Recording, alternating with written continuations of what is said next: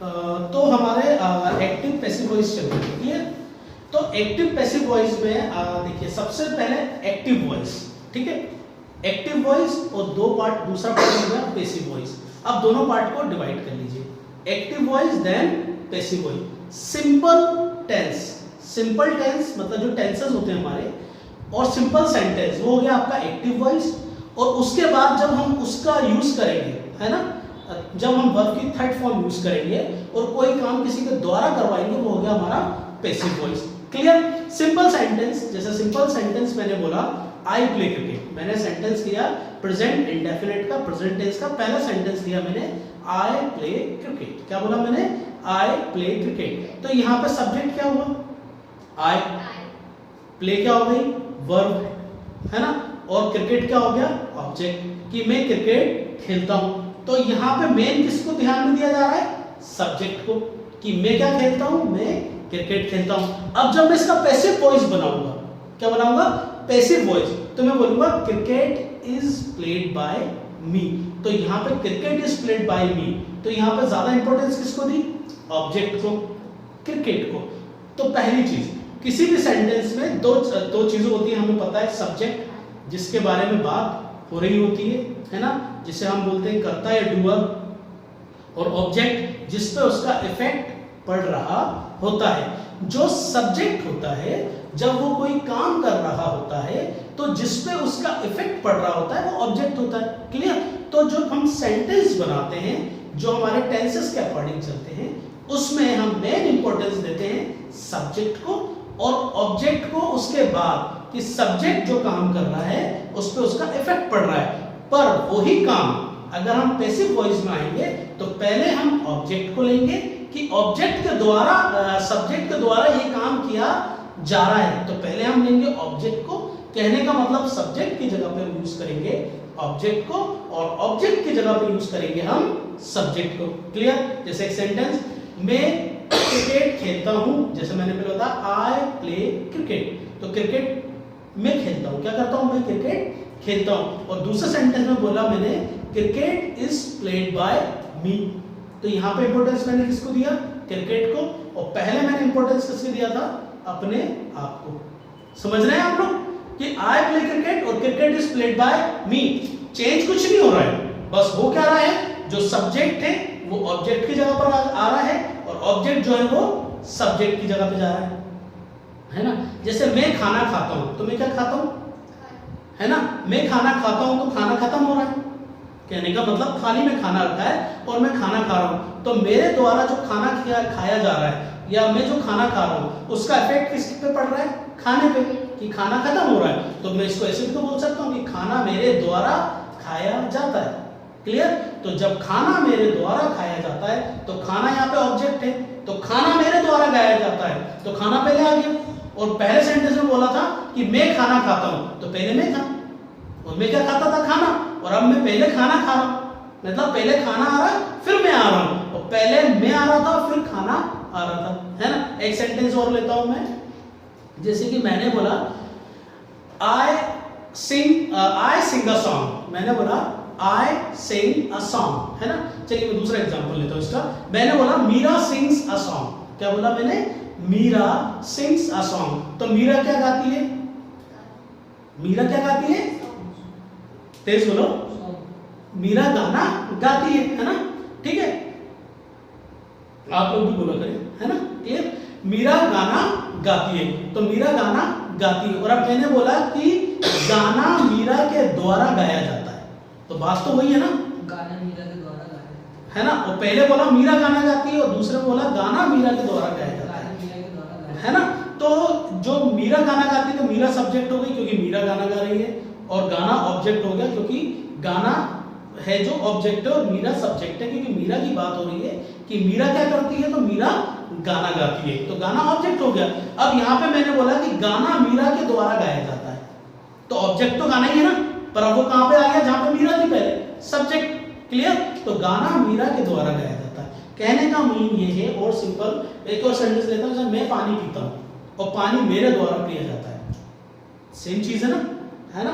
कान यहां से पकड़ो या कान यहां से पकड़ो, बात तो वही है ना। तो गाना मैं पानी पीता हूं या पानी मेरे द्वारा पिया जाता है, दोनों में कोई चेंज नहीं है, बस एक काम मैं करता हूं और एक काम मेरे द्वारा किया जाता है। क्लियर? तो जब मेरे द्वारा किया जाता है तो वहां पे यूज करेंगे वर्ब की थर्ड फॉर्म प्लस ऑब्जेक्ट, है ना? क्लियर? अब इसके कुछ एग्जांपल्स देख लेते हैं। ये आपको क्लियर समझ में आया है ना? एक एग्जांपल और बता देता हूं, वो आपको बिल्कुल दिमाग में बस जाएगा, जिससे आपको गलती नहीं होगी। जैसे मैं रोड पे जा रहा हूं और मेरे को किसी ने चांटा मारा, मैं रोड पे जा रहा हूं और मुझे किसी ने चांटा मारा, तो मुझे याद क्या रहेगा? क्या याद रहेगा? चाटा, तमाशा। मुझे चांटा याद रहेगा। क्या याद रहेगा? चांटा, है ना? तो मुझे चांटा मारा, तो चांटा क्या है? ऑब्जेक्ट। क्लियर? तो जब हम वॉइस करेंगे तो ऑब्जेक्ट को पहले लेंगे और सब्जेक्ट को बाद में, और जो ऑब्जेक्ट होगा वही सब्जेक्ट होगा। क्लियर? और जो सब्जेक्ट है वो ऑब्जेक्ट हो जाएगा। क्लियर है ना? यहां तक इसका क्लियर है? समझ में आया? ठीक है। अब देखिए, इसमें कुछ ऑब्जेक्टिव केसेस होते हैं। क्या होते हैं? Objective cases. ऑब्जेक्टिव केसेस मतलब जैसे कि जो जैसे आए है तो आए का मी हो जाएगा, यू का यू ही रहेगा, हिज का हिम हो जाएगा, शी का हर हो जाएगा, वी का अस हो जाएगा, यू का यू ही रहेगा, इट का इट ही रहेगा, और दे का दे हो जाएगा। क्लियर? अब मैंने कुछ एग्जांपल लिए और जो मैं आपको वॉइस बता रहा हूँ, जैसे मैंने मॉडल्स बताए थे, तो मॉडल्स में उनके वॉइसेस जो वॉइस थे वो उसके साथ मैंने आपको पूरे बता दिए थे, है ना? अभी जो मैं आपको बता रहा हूँ इसमें टेंसेस के अकॉर्डिंग बता रहा हूँ कि टेंसेस के हिसाब से जब चलेंगे तो टेंसेस कैसे होगा, फिर उसका वॉइस कैसे रहेगा। तो सबसे पहले मैंने लिया प्रेजेंट टेंस। प्रेजेंट टेंस में देखिए मैंने बोला आई प्ले क्रिकेट, ये एक्टिव वॉइस है, कहने का मतलब, है ना? प्रेजेंट टेंस में सिंपल सेंटेंस है, आई प्ले क्रिकेट। तो आई क्या है? सब्जेक्ट, और प्ले क्या है? वर्ब की फर्स्ट फॉर्म, और क्रिकेट क्या है? ऑब्जेक्ट। मैं क्या खेलता हूँ? क्रिकेट खेलता हूँ। तो मेरे द्वारा क्रिकेट मतलब जो मैं काम कर रहा हूँ उसका सीधा इफेक्ट किस पे पड़ रहा है? क्रिकेट पे पड़ रहा है ना? अब इसी को मैंने दूसरे सेंटेंस में बोला, cricket is played by me, cricket is played by me. अब ये मी जो है ये आई है, आई की जगह पर वॉइस, एक्टिव वॉइस में, पैसिव वॉइस में क्या यूज करेंगे? मी। क्लियर? आई का मी यूज करेंगे, है ना? ठीक है। क्रिकेट इज प्लेड बाय मी, और ये क्या है? वर्ब की थर्ड फॉर्म, है ना? यहाँ पे फर्स्ट फॉर्म यूज होगी बेटा, है ना? यहाँ पे वर्ब की थर्ड फॉर्म यूज होगी, और क्रिकेट यहाँ पे आखिरी में, तो यहाँ पे क्रिकेट क्या आ गया? पहले आ गया। आई प्ले क्रिकेट, मैं क्रिकेट खेलता हूँ, और यहाँ पे हुआ cricket is played by me. अब इसके यूज हुआ है, इज इसलिए हुआ है क्योंकि ऑब्जेक्ट कितना है? सिंगुलर। ऑब्जेक्ट क्या है? सिंगुलर, है ना? क्योंकि क्रिकेट अकेला है, अगर इसकी जगह पे फुटबॉल और होता तो फिर क्या हो जाता? आर हो जाता। क्लियर? अब दूसरा सेंटेंस देखिए, है ना? देखिए, और ये मैंने यहाँ पे लिखा हुआ है, सब्जेक्ट ऑब्जेक्ट की जगह पे आ जाएगा और ऑब्जेक्ट सब्जेक्ट यहाँ पे। He teaches English, he teaches English, वो इंग्लिश पढ़ाता है, वो इंग्लिश पढ़ाता है। तो मैं इसको ऐसा भी बोल सकता हूँ ना कि इंग्लिश उसके द्वारा पढ़ाई जाती है। क्लियर? तो वो इंग्लिश पढ़ाता है, ये तो सिंपल आपका टेंस हो गया, प्रेजेंट इंडेफिनिट टेंस, है ना? और सिंपल सेंटेंस हो गया, पर इंग्लिश उसके द्वारा पढ़ाई जाती है। तो इंग्लिश का नाम ऑब्जेक्ट, उसके द्वारा क्या पढ़ाया जाता है? इंग्लिश पढ़ाई जाती है। और यहाँ पे इंग्लिश उसके द्वारा पढ़ाई जाती है, वो क्या पढ़ाता है? इंग्लिश पढ़ाता है ना? और इंग्लिश यहाँ पे उसके द्वारा पढ़ाई जाती है, तो English is taught by him, है ना? और हिम क्यों यूज हुआ?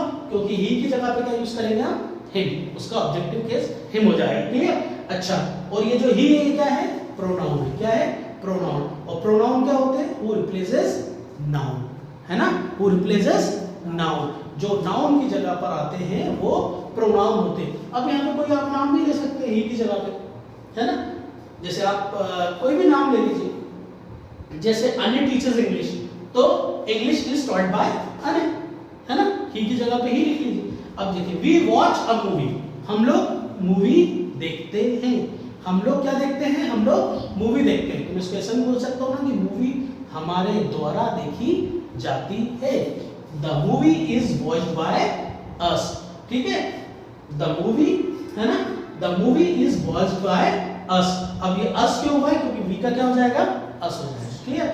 यू डोंट कुक फूड, ये नेगेटिव सेंटेंस है ना? यू डोंट कुक फूड, आप खाना नहीं बनाते हो, आप खाना नहीं बनाते हो। तो हम इसको ऐसे भी बोल सकते हैं ना कि खाना तुम्हारे द्वारा नहीं बनाया जाता है, किसी और के द्वारा बनाया जाता है। Clear? The food is not cooked bye you. Clear? He doesn't play football, वो फुटबॉल नहीं खेलता है। Football is not played by him. Clear? Do I celebrate my birthday, ये क्वेश्चन है ना, ये इंट्रोगेटिव है। Do I celebrate my birthday, क्या मैं अपना बर्थडे सेलिब्रेट करता हूं? इज बर्थडे सेलिब्रेटेड बाय मी। ठीक है, हमेशा याद रखिएगा बेटा, बाय के बाद हमेशा ऑब्जेक्टिव केस आएगा, और दूसरी चीज इसमें वर्ब की हमेशा कौन सी फॉर्म आएगी? थर्ड फॉर्म आएगी। अगर सिंगुलर ऑब्जेक्ट है ना, तो आप इज यूज करेंगे, और अगर प्लूरल है तो आप यूज करेंगे आर। ये मैं प्रेजेंट के लिए बता रहा हूं, जब मैं पास्ट में आऊंगा तो मैं पास्ट का आपको बताऊंगा। Clear? Does she Singh a song, क्या वो गाना गाती है? तो फिर हमने इसका जो पैसिव बनाया तो हमने इज यूज करा। क्या यूज करा? इज को यूज करा, क्योंकि ये जो सिंगुलर है यहाँ पर, ये क्या है? Singular. Clear? Is she Singh a song. अच्छा, इसको अगर आपको नहीं देखना है तो आप इसको देख लीजिए, सॉन्ग को। सॉन्ग क्या है? सिंगुलर है। ठीक है, जब हम इसका ऑब्जेक्ट, जब हम इसका वॉइस बनाएंगे तो यूजली आप जो ध्यान दें, आप ऑब्जेक्ट पे दें कि वो क्या गाती है, वो गाना गाती है। तो गाना एक ही गा रही है ना, है ना। अगर यहाँ पे सॉन्ग्स हो जाएगा तो यहाँ पे क्या हो जाएगा? आर, क्योंकि एक से ज्यादा हो जाएगा। तो does she Singh a song, क्या वो गाना गाती है? इस सॉन्ग संग बाय हर, है ना, क्या गाना उसके द्वारा गाया जाता है। क्लियर? अब देखिए, अब ये तो मैंने आपको बता दिया। अब इसका देखिए ऑब्जेक्टिव केसेस आपको बता देता हूँ। जैसे आई का मी हो जाएगा, यू का यू ही रहेगा, दे का देम हो जाएगा, वी का अस हो जाएगा, हिज का हिम हो जाएगा, शी का हर, इट का इट हो जाएगा। अब देखिए यहाँ पे कुछ सेंटेंस मैंने लिए है ना, जैसे आई गो टू कॉलेज, क्या लिखा है? आई गो टू कॉलेज।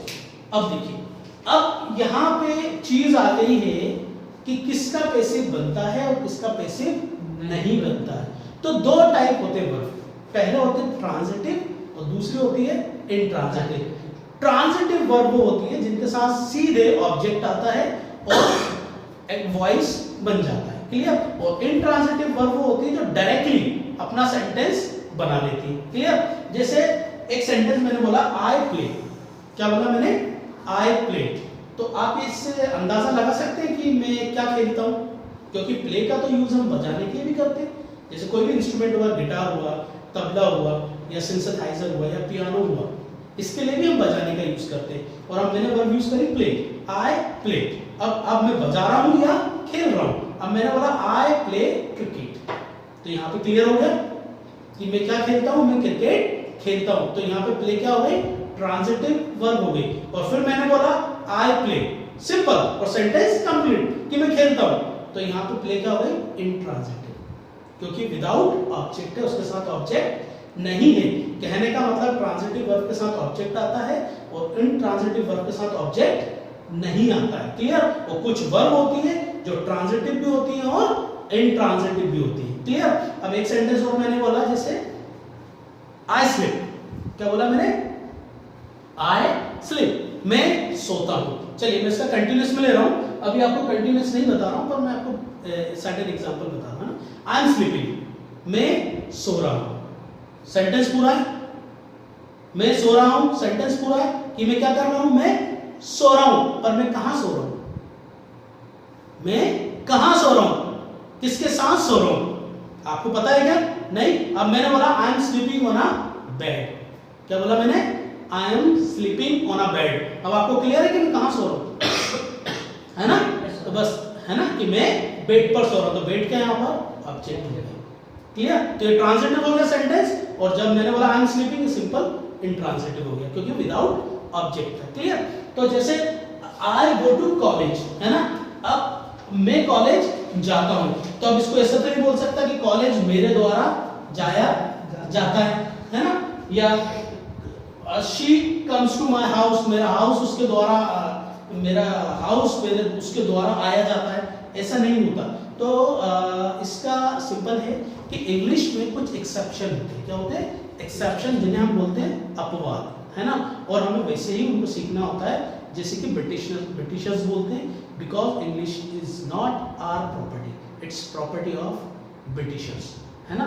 तो वो जैसा बोलेंगे वैसे हमें उसको सीखना होगा। तो एक्सेप्शन जो है इंग्लिश में होते हैं, तो एक्सेप्शन से और भी इनके कुछ सेंटेंस होते हैं जो हम लोग धीरे धीरे करके देखते जाएंगे।